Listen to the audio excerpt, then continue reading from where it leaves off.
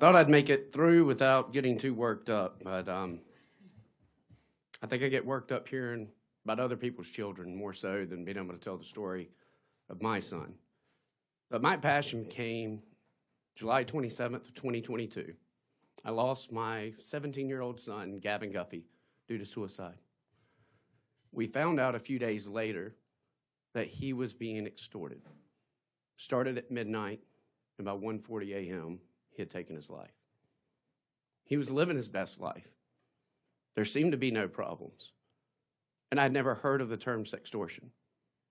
And I got a phone call from an aunt who lived an hour north. Her 14-year-old, my son's cousin, was being extorted by the same person that extorted my son. I go to tell my wife, my 16-year-old son, the week that we are trying to bury my son, is being extorted by the person responsible for my son.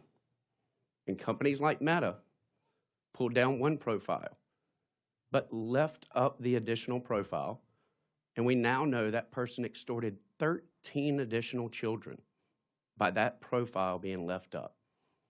You can send a friend request and say, block this person and any new profiles they create, but yet Meta knows that this is a criminal and decided to leave this profile up for them to continue to harm children. Now, I bring all that up to point out that as I start going around trying to talk to say, look, this is unacceptable. This is not what social media is about.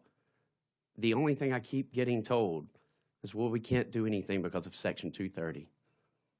Every turn that I've made over the past 3 years trying to get legislation, it always goes back to Section 230. These are the world's richest companies since the inception of man. We could talk about the big tobacco fight. They dwarf big tobacco. Literally the richest men in the world. And yet, they will not put protecting our children first. That's the reason so many states have legislation going all different directions. And Senator Durbin said this is not a silver bullet, but it damn sure is close to it. Because if we can sunset Section 230, what that will do is bring everyone to the table. It puts you on a time limit to come up with a solution. Your lobbyists aren't going to buy your way out of this.